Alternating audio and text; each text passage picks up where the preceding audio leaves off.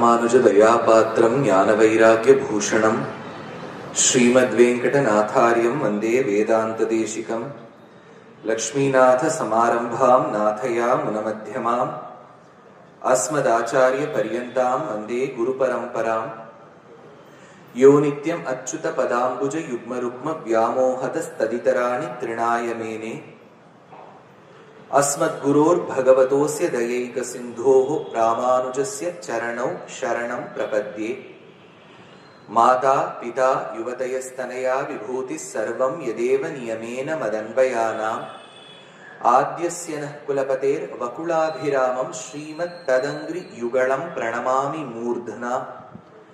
भूतं सरश्च महदाह्वयभट्टनाथ श्रीभक्तिसार कुलशेखर योगिवाहान् भक्तांग्रिरेणु परकाल यतीन्द्रमिश्रान् श्रीमत्पराङ्कुशमुनिं प्रणतोऽस्मि नित्यम्. कूजन्तं राम रामेति मधुरं मधुराक्षरम् आरुह्य कविता शाखां वन्दे वाल्मीकि कोकिलम्. वाल्मीकेर्मुनिसिंहस्य कवितावनचारिणः शृण्वन् रामकथानादं पुनयादि परां गतिं वेदवेगे परे पुंसि जाते दशरथात्मजे वेदः प्राचेतसादासीत् साक्षात् रामायणात्मना.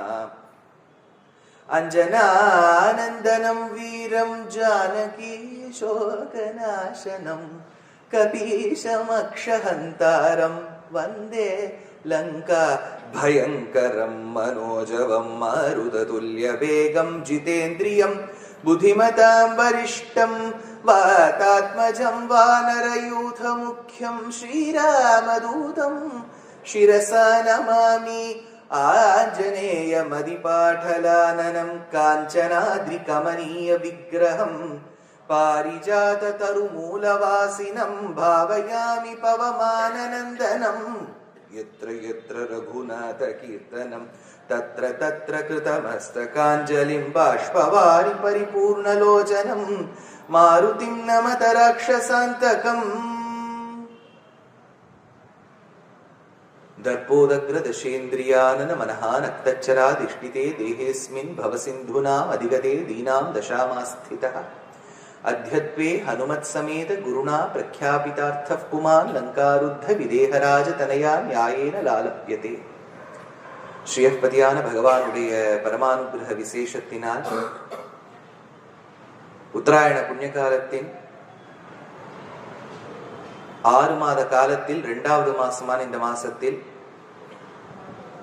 ஒரு சுப அவசரத்தை முன்னிட்டு 6 நாட்கள் உபன்யசிக்க வேண்டும் என்பது ஆக்ஞை.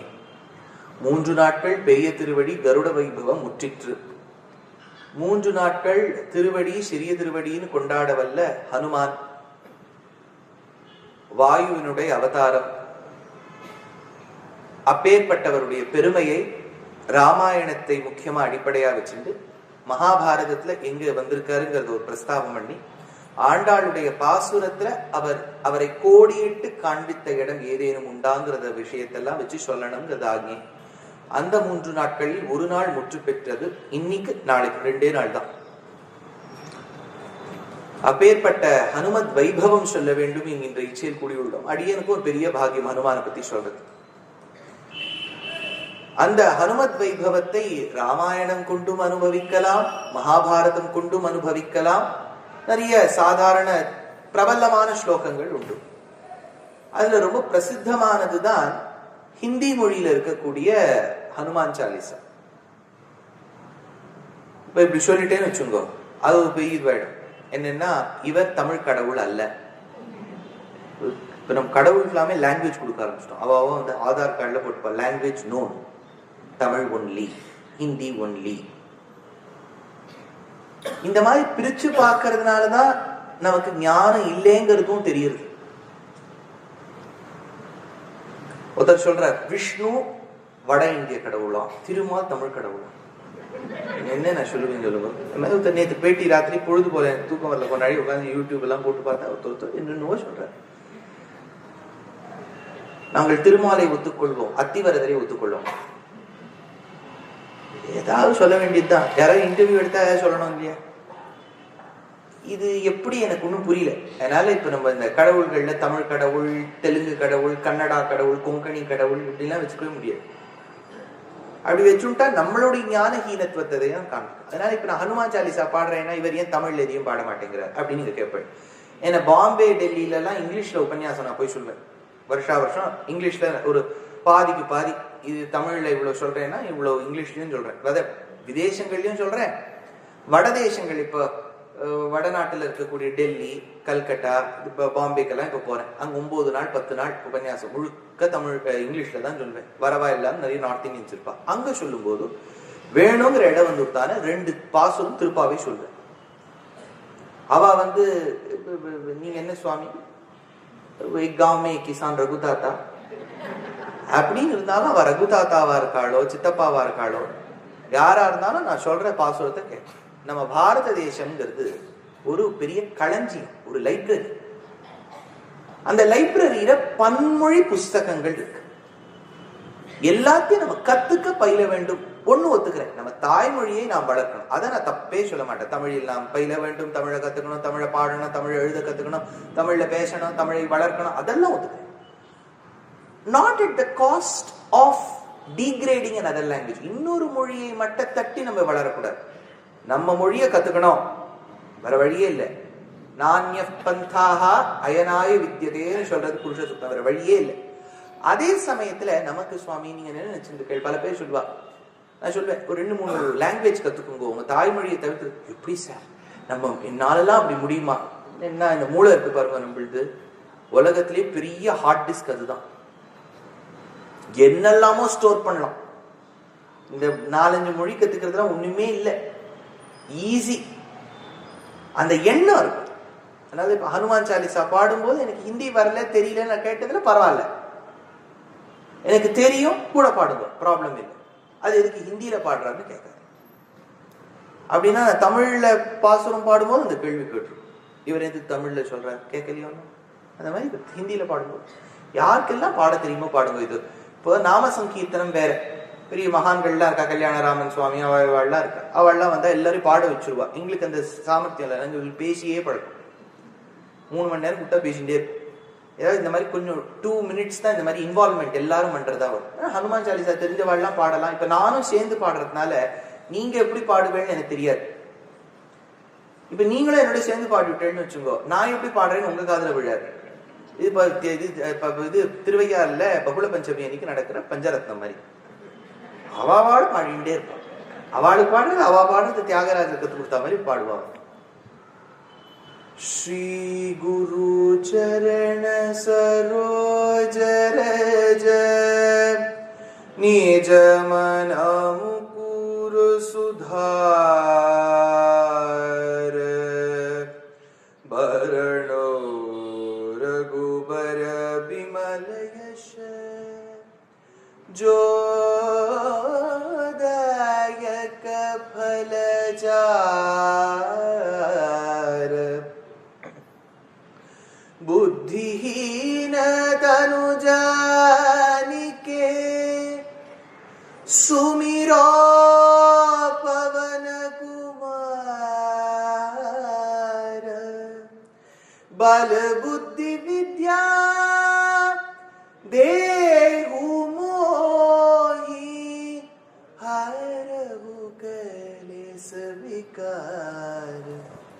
जय हनुमान ज्ञान गुण सागर जय कपीस तिहु लोक उजागर राम दूत अतुलित बलधामा अंजनी पुत्र पवन सुत नामा महावीर विक्रम बजरंगी कुमति निवार सुमति के संगी कंचन वरण विराज सुबेश कानन कुंडल कुंचित केश हाथ वज्र और ध्वजा विराजे कांधे मुंज जने मुसाजे शंकर सुबन केसरी नंदन तेज प्रताप महाजगबंदन विद्यावान गुणी अति चातुर राम काज करिबे को आतुर प्रभु चरित्र सुनिबे को रसिया राम लखन सीता राम लक्ष्मण जानकी जय बोलो हनुमान की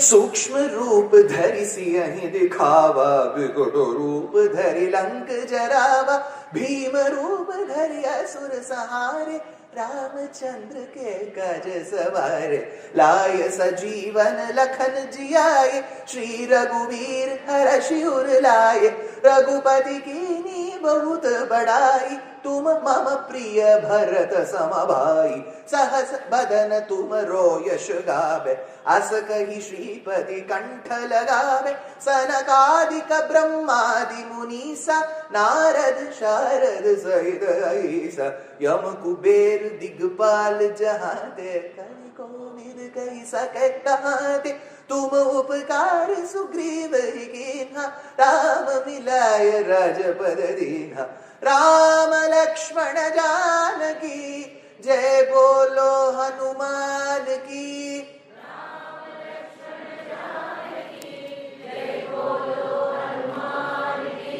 तुम्हारो मंत्र विभीषण माना लंकेश्वर भय सब जग जाना युग सहस्र योजन पर भानु लील्यो ताहि मधुर पल जानु प्रभु मुद्रिका मेलि मुख माही जलधि लांघि गए अचरज नाही दुर्गम काज जगत के जेथे सुगम अनुग्रह तुम्हारे तेते राम दुआरे तुम रखवारे होत न आज्ञा बिनु पैसारे सब सुख लह तुम्हारी सरना तुम रक्षक काहू को डरना आपन तेज सम्हारो वापै तीनों लोक हांकते कापै भूत पिशाच निकट नहीं आवे महावीर जब नाम सुनावे राम लक्ष्मण जानकी जय बोलो हनुमान की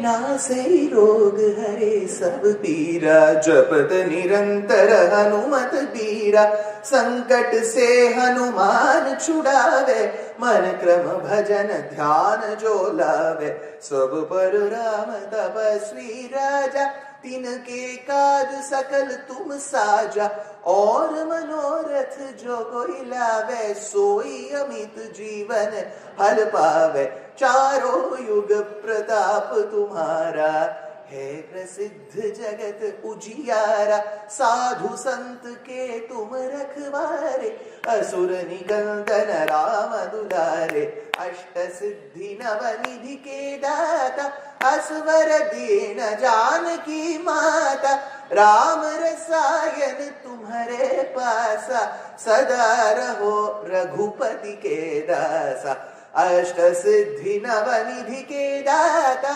असवर दीन जानकी माता राम रसायन तुम्हारे पासा सदा रहो रघुपति के दासा राम लक्ष्मण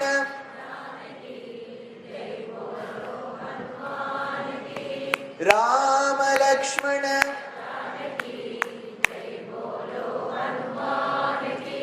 तुम्हारे भजन राम को पावे जन्म जन्म के दुख बिसरावे अंतकाल रघुवरपुर जाई जहाँ जन्मी हरि भक्त कहाई और देवता चित्त न धरई हनुमत से सर्व सुख करई संकट हरे मिटे सब पीरा जो सुमिरे हनुमत बलवीरा जय जय जय हनुमान गोसाई कृपा करहु गुरुदेव की नाई जो शत बार पाठ कर कोई छूट ही बंदी महासुख होई जो यह पढ़े हनुमान चालीसा होय सिद्धि साखी गौरीस तुलसीदास सदा हरि चेरा कीजय नाथ, महडेरा कीजय नाथ हृदय महडेरा, राम लक्ष्मण जानकी जय बोलो हनुमान की, राम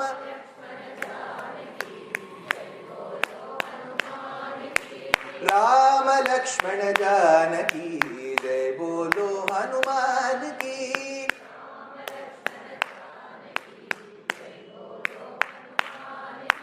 जय बोलो हनुमान की, जय बोलो हनुमान की, जय बोलो हनुमान की। पवन तनय संकट हरण मंगल मूर्ति रू, राम लखन सीता सहित हृदय बसहु सुर भू. அப்பேற்பட்ட ஹனுமானுடைய